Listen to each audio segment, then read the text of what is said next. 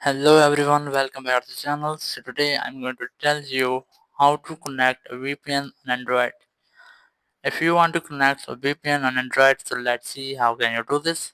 First, you have to open your phone settings. In settings, just go for search bar and here you have to search for VPN. Just search for it, then select it, and here you can see the VPN option. Just select it, and here no VPNs are found.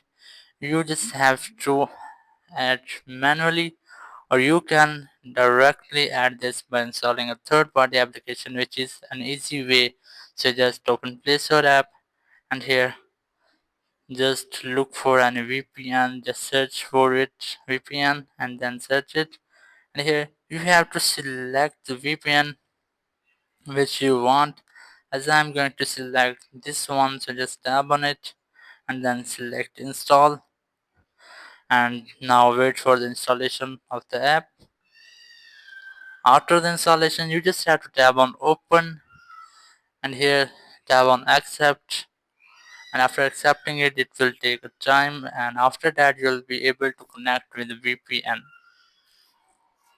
Here you can see I'm going to skip it and then tap on connect and then tap on OK. Here you can see I have successfully connected to VPN.